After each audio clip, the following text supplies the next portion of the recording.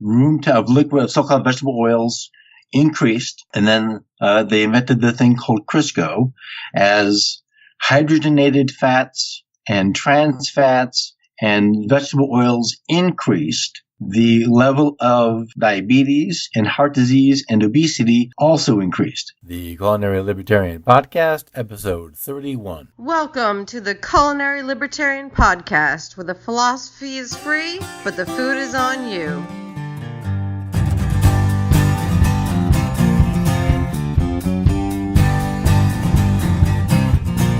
Hello everybody, Dan Reed here, Culinary Libertarian. Welcome back to the show. Happy to have you here. Happy to be here. A few notes. First, head over to my podcasts page, culinarylibertarian.com/podcasts, and you'll find my social media buttons. You can follow me on Facebook in the Eating Liberty group. Also, you can follow me on Twitter or Instagram. Also, on the podcasts page, you'll find buttons for support for the show. You can support me through Patreon, where I have various support levels for cool items. Also, either PayPal or Bitcoin. Please do subscribe to the show on Apple Podcasts or on your favorite podcatcher, and like the show and leave a positive review. Positive reviews help move the show up and lets more people see it. And the more people who see it are the more people who get cooking. From the show notes page from the various episodes, you can share those pages with your friends on social media. I appreciate all you've done so far and encourage you to keep sharing them so your friends can listen also.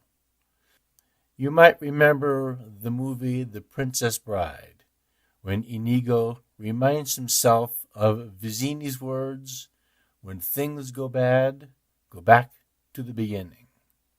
History is the beginning. The instructors at Tom Wood's Liberty Classroom will take you back to the beginning, back to when those important events happened, with primary sources where available and sound analysis. Bite back against the hyperbole and partisan interpretations and get the history and economics you were denied at public school. Click over to Liberty Classroom with my affiliate link, culinarylibertarian.com/biteback, and listen to lectures on your commute or at the gym or in the kitchen. culinarylibertarian.com/biteback. That's culinarylibertarian.com/biteback. Today I'm replaying my appearance on Luke Tatum's Culture of Peace podcast. Luke was a guest on this show a few episodes ago, and we talked about how to anarchy. I came on Luke's show to discuss the food pyramid and the My Plate idea and what is wrong with it. What can a central planner actually hope to accomplish with food, and what can you, the consumer, do? Luke operates LukeTatum.com, and there you'll find his podcast, The Culture of Peace. Luke's other contact information will be on today's show notes page, culinarylibertarian.com/31. Now, here's the episode. So, Dan, welcome to the show. Well, thank you very much. I appreciate your pun. Well, I appreciate you being on the show more than the pun. So, Dan, the focus for today is going to be the government's role in dictating to us citizens what is or is not healthy according to their standards. I really can't wait to get to that because I personally still have a lot to learn on that subject. But before we do, I want to learn more about you. So here's a chance to just kind of introduce yourself to the audience. Tell us, about your love of cooking, your love for libertarianism, and what led you to create your Culinary Libertarian site. You said this is just a half-an-hour show, right? It sure is. So give us the, somewhat short version. When I was in high school, I thought cooking was going to be an easy job. So I thought, well, this is kind of exciting, and everyone likes to eat. So I got the everyone likes to eat part right. The easy part, not so much. It turns out cooking professionally is an extraordinarily difficult thing to do, which is fine if that's what you like. And it turns out that I sort of cottoned to that kind of thing in the first place, so it worked out okay. This is a strange thing for a cook to say, but one of the things I find most rewarding about the cooking experience is sort of chasing that culinary unicorn of the perfect dish or the perfect sauce or the perfect soup. And it's of course doesn't exist, but it's always that push to perfection to make, in the cook's opinion, that one thing a little bit better. And so I've just been doing that and decided that cooking wasn't enough. So I need to do baking and pastry too. As if I was, just not busy enough. So the cooking part was just, it's kind of become an identity. And for a long time it was, 80 or so hours a week in the kitchen. It's hard to be anything else. So the Liberty part, that sort of came, when you stop spending 80 hours a week in the kitchen, you've got to do something else with your time. And the other thing I did with my time was I was listening to, like so many others, right-wing talk radio. And, the blowhard, and then the guys like Hannity and Levin, I guess he's another blowhard. They started to just not satisfy. There seemed to be something missing in all of their spiels. So I found Beck and bridged the gap a little bit, but still not quite.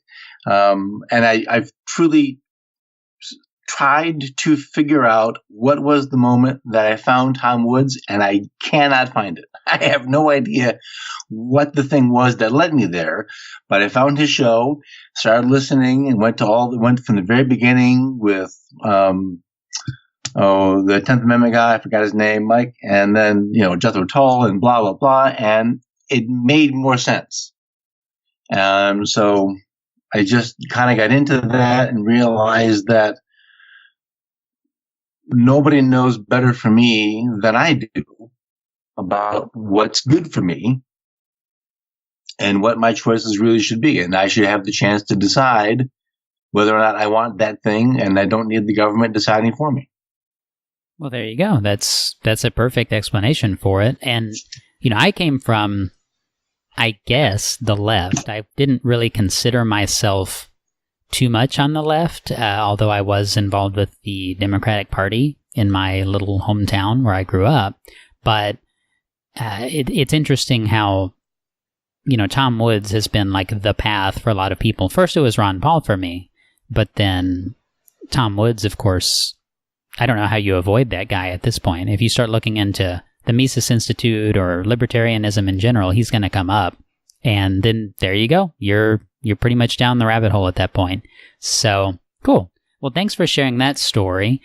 Let's talk about the focus for the show, though. So I don't want to miss the opportunity for you to give all the detail that you know here. So the food pyramid is really where I'd like to start. I'm not sure how prevalent it is today compared to when I was growing up, but for many years, and definitely again during my own upbringing, it was a big deal. It's like food packaging has this visual dietary guide just emblazoned on the side of it, and it's just there. You don't think about where did it come from, but of course now, being a libertarian, being highly critical of all of these things, now I think about that. So what is the food pyramid and where did it come from?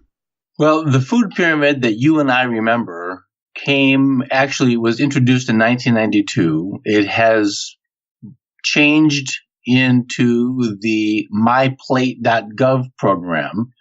The pyramid, the pyramid was intended, I'm pretty sure, to be an easy visual guide for diet and menu planning. They changed it in 2005 to something that, to look at it, it looks even more confusing than the food pyramid. And then the My Plate thing, this is where I guess the cynic in me comes out.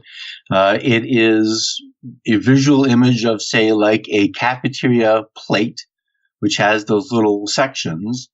So fruits, grains, proteins, and vegetables, and they're different colors and different sizes. And of course, the vegetables is the big one. And then off to the side is dairy. So this is like, just you have a drink of milk. What's conspicuously absent from the My Plate image is meat. They have protein, but I think that they would probably say they mean vegetable protein, but meat's there, but no fat. Fat is not included at all. I misspoke myself. Wow. The push to get government involved in food really, I think, started about 1955 after President Eisenhower's heart attack. So the government got into this massive do something mode. And of course, as soon as government gets into the do something mode, oh my gosh, nothing good happens. So with the awareness that that your diet has some impact in your health, and this was not a new idea. Back in the 1916 to 1930s, there was a Food for Young Children and How to Select Food. So there was literature there about how to or what to eat to be healthy, but the president having a heart attack was a really big deal. So sort of at the same time, a fellow named Ansel Keys, he's the one that is sort of either credited or besmirched for having the idea that diet can control your health. And he did something called the Seven Nation Study, did lots and lots of research, and went to Greece. I think it went to Crete or Greece, and to study what do these seemingly healthiest people eat, and why are they so healthy. Now, Nina Teicholz has written extensively in her book, The Big Fat Lie, about my words, not hers, although she might agree, faulty science behind Keyes' research. The easy thing for the show is to know that Keyes went to post-World War II Crete, an Eastern, Orthodox Catholic nation, during Lent. Oh. And seemed to be surprised that they're not eating meat. Well, duh. After the war, no one has any money. It's Lent. They wouldn't eat meat if they had the money. So it's to present this as this is why they're healthy and not take into account these two fairly important factors seems at least to be mildly disingenuous. And so there's an entire almost career building opportunity for those who've taken it to dismantle Keyes' research. And Nina does a pretty good job of that. What came from and continues to be produced from Keyes' research is meat, and meat fat is bad. Vegetables and fruits are good. Grains are even better. And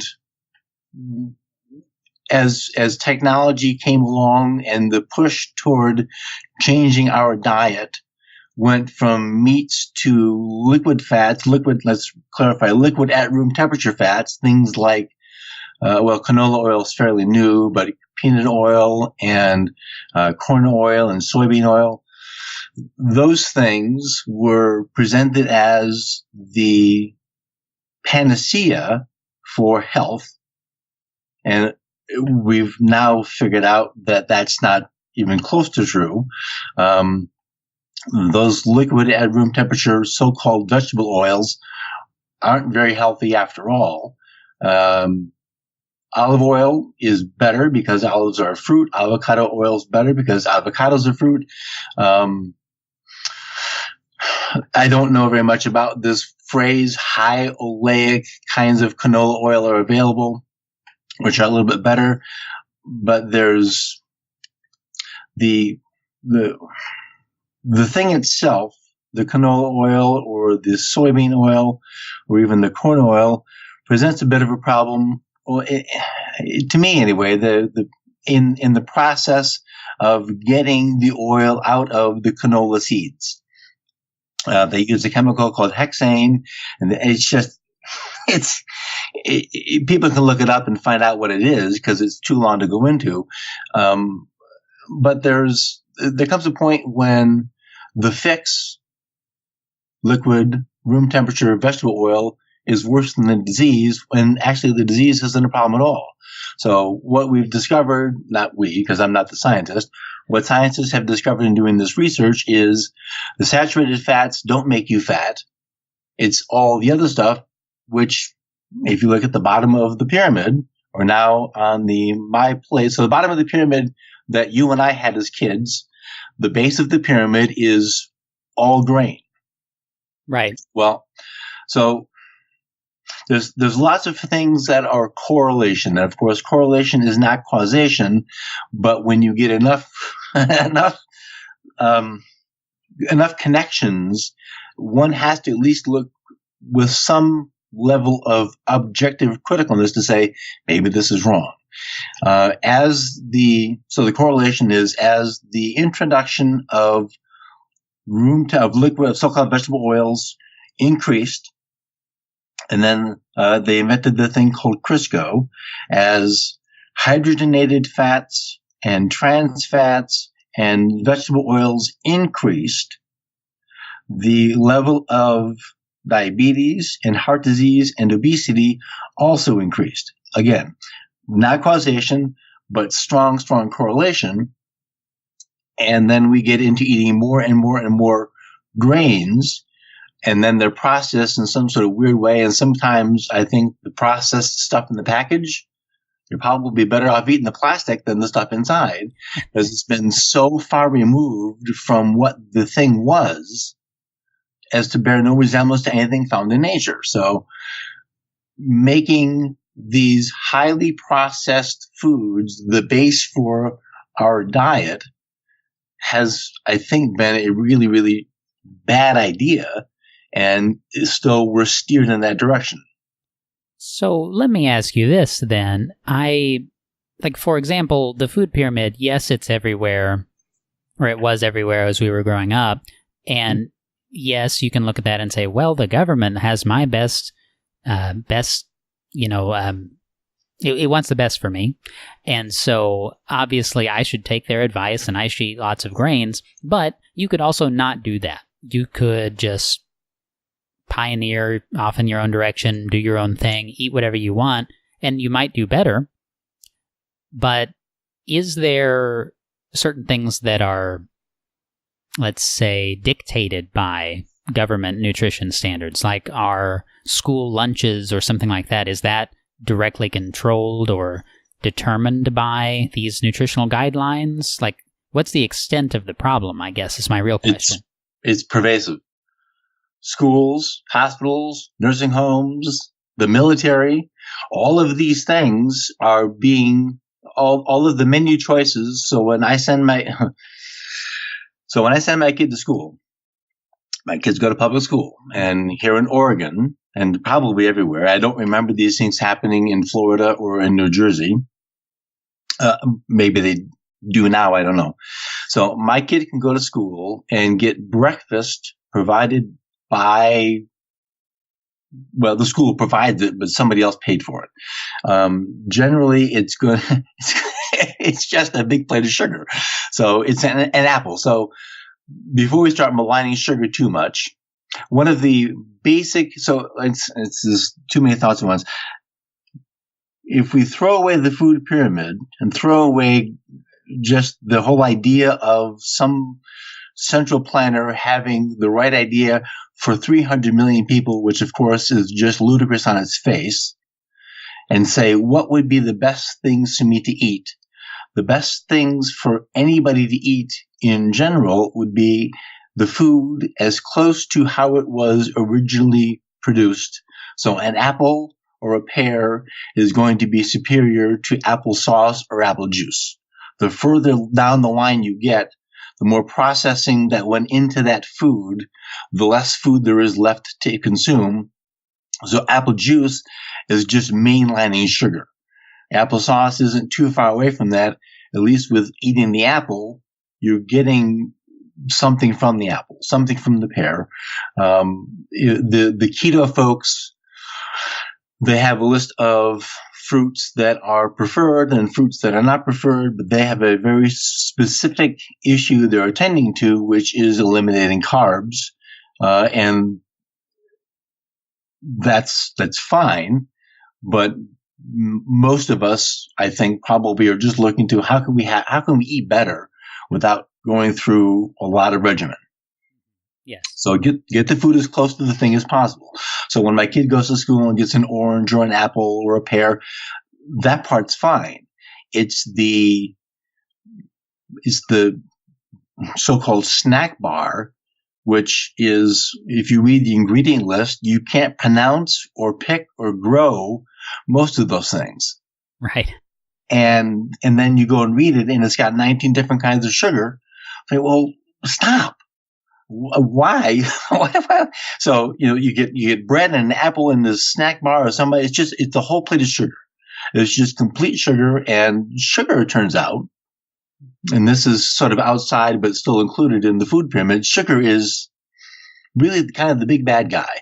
Now, it's become popular to jump all over sugar, but even 20 years ago, the Brennans came out with the book Sugar Busters, and they took it to an extreme to say, don't even eat carrots because carrots are sugar. Well, okay, carrots are sweet because they're sugar, but if you eat the whole carrot, you're getting something more than just plain sugar, and sweet potatoes. So there's a lot of nuance, and there becomes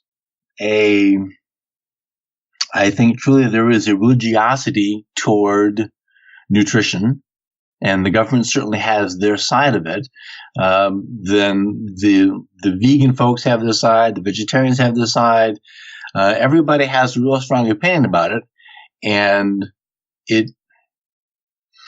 to know what is good food can become really, really difficult and confusing, when really it should be the easiest thing there is to know what's a good food to eat. And everybody has these strong opinions about it. And then, so we're having to talk about what's good food.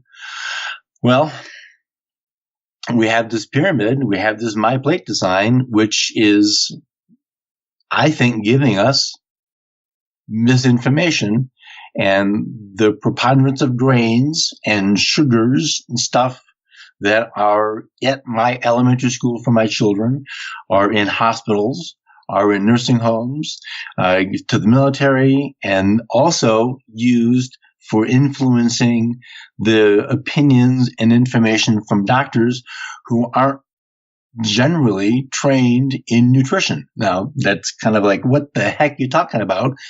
Our doctors are trained for doctor things, and food and nutrition is a completely separate discipline.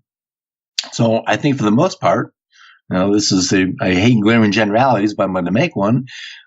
I think most MDs are not as nutritionally informed as they could be, but it's a whole other beast. I think some of them may make the choice to learn that, but in general, I think medical schools avoid serious in-depth nutrition, saving that for the specialty of the nutritionist. I think I would agree with that. And I have to tell you a story, actually. Whenever my son was born, we were in the hospital, and there was some concern due to some equipment that was not working well that he might have sleep apnea. So we were there for, a while. And I have to tell you, it's like starving to death, because we were eating a pretty high-fat, probably medium protein diet before going to the hospital. And, there was a snowstorm. We were stuck there. So we were pretty much just living off of the food that they were bringing us. And, it's nothing. It's, like you say, it's a lot of sugar. And then, here's some crackers, here's some applesauce, things like that. And it's just our entire dietary paradigm was like crushed and thrown away while we were there. And it was tough. It was some tough stuff. I was making a lot of trips to the vending machine. I'll put it that way. So, and that was, gosh, that's 8 years ago or so, but crazy times. So let's talk about then. So, I mean, we've established there's problems with the food pyramid. I'd say it sounds like you disagree with that model, but what do you propose in its stead? I mean, do you think we're in a good spot now where you have all of these different hardcore groups of people, like the keto people and the vegans and the vegetarians and the carnivore diet people, and we should just kind of throw people out there and let them go pick what sounds good and try it? Or do you think there is some role for a centralized state? I mean, what's your take on it? I don't see a useful role for a central planner in any one person's diet. The suggestion that a one-size-fits-all diet is appropriate is, again, if you just think about it, is just ridiculous. Michael Pollan, who is very powerful in the food movement, The Omnivore's Dilemma is one of his early books, and a couple of other ones. And he has come out with a brilliant idea in a very short couple of sentences for a sound eating plan, which is eat anything you want, cook it yourself. And that's great. But so let's say we'll buy the flour, because milling your own flour is possible. But if you don't have access to the grain, then that's just kind of silly. So you're not going to mill your own flour. Everyone can't do that, but everyone can go to the store and buy a bag of bread flour. Sure. Everyone can go to the store and buy yeast, or you can make your own yeast from sourdough starter and make your own bread. You don't have to grow your own rice. You don't have to grow your own wheat. You have to grow all your own vegetables. If you can, that's great. But as long as you're avoiding the pre-made packets of food, you want cookies? Make them. That changes your willingness to make cake and cookie and pie every single day. You're not going to, you reduce, unless you're that strange person who bakes all the time, you end up with a fairly balanced diet, just because some of those things are more time inclusive than other things. Making bread's fairly easy to do. It doesn't require a lot of time from the person, although it does require a fair amount of time off of the clock. So you can mix the dough, leave it for 40 minutes to do the first ferment, come back, move it around a little bit, leave it for 40 more minutes, come back, shape it, leave it for another hour or so. So it doesn't require a lot of time, and you can make fresh bread pretty easily. If you want to get into sourdough breads, that's another story. But if we're talking about just eating anything you want to, as long as you cook it yourself, then we've taken the central planner out of it. The person who has an allergy to a thing is going to eliminate the allergy to the thing. That thing's gone. No worries. Right. If your preference is to eat lean protein, then eat lean protein. The central planner isn't necessary, because adults can make sound decisions about the things they want to eat. And by the way, you can't make Cheetos at home. It's just not possible. You need thousands and thousands of dollars worth of equipment that's specialized that does one thing. And no one's going to do that. You can't even make cold cereal at home unless you make granola. And I've looked into it, so I know this is true. So,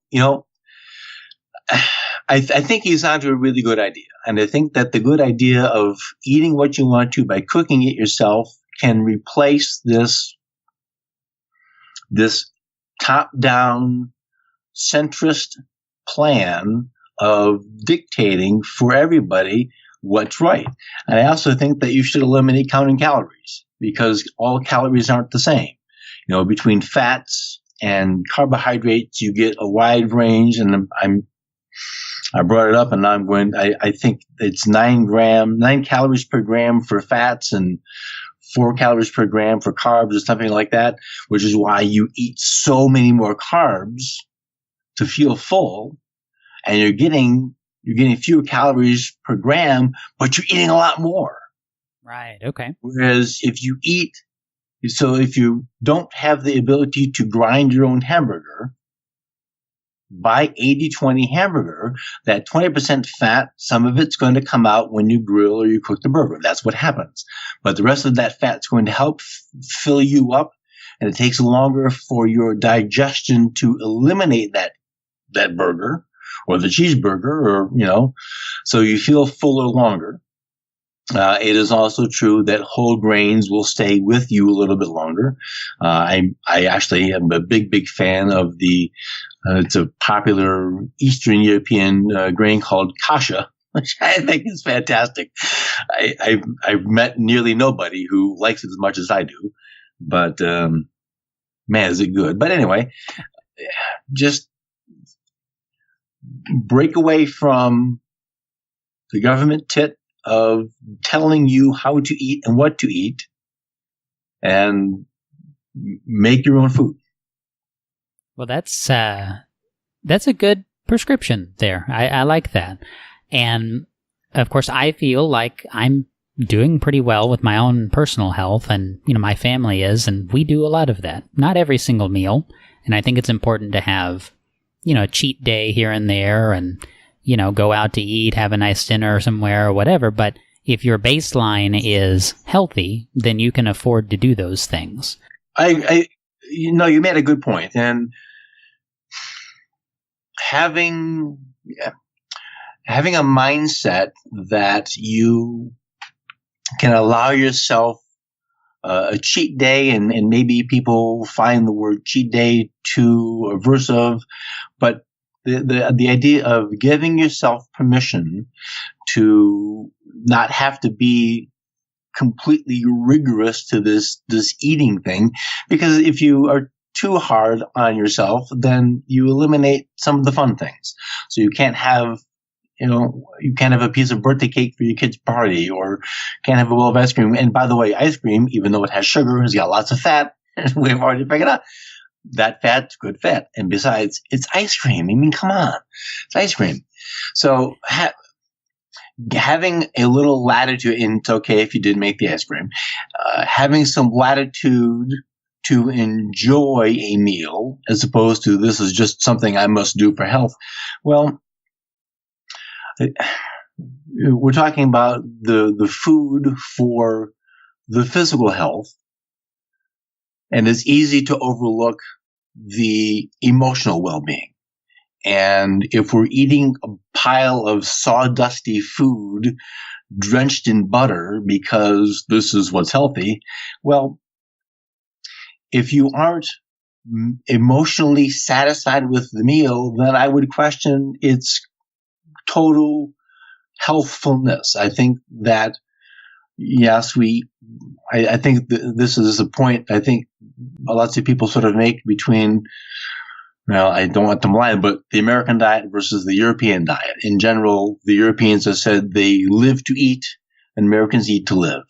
And while that's obviously not true all the time, the sentiment is enjoy the food that you have. This is food. It can taste good, and you can feel pleasure in eating good food. It doesn't have to be this I don't want to. It doesn't have to be this religious thing where you have to have guilt over enjoying your food, and you need to go see the priest because you have to have confession. Pardon me, Father, if I have sinned, I had steak for dinner. Shut up. Enjoy the food.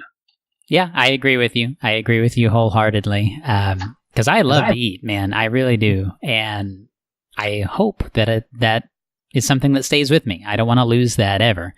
But man, so that was good. That was a good exploration of the topic. And of course, we could do a whole episode on the emotional aspects of eating and like the emotional aspects of health. I think that's a whole 30-minute or even hour.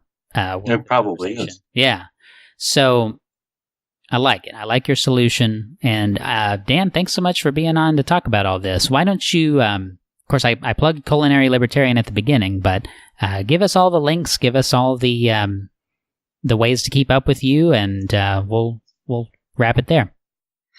Well, conveniently, everything is there. So I have a podcast, the Culinary Libertarian podcast, and the show notes pages are all at culinarylibertarian.com/podcasts.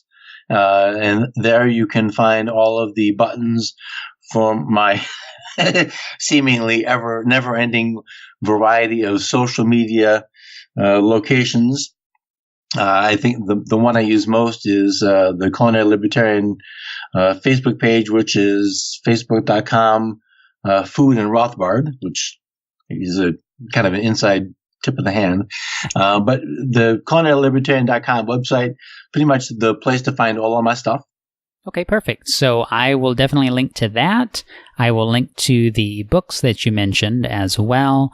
And of course, if you want to just have one convenient place to find all of that stuff, just go to luketatum.com/25. Dan, thanks so much. My pleasure, Luke. Thank you very much. All right, folks, that's going to do it.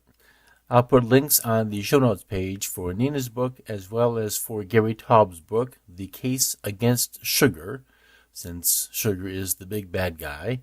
And both books are important works that tell us what we eat and how we eat affects our health. With the Make It Yourself idea still fresh, pun intended, you can pick up my Muffins e-cookbook on the podcasts page. Just follow the link, leave your email address, and the link will be sent to you to download the book. Have a great week, and I'll see you soon.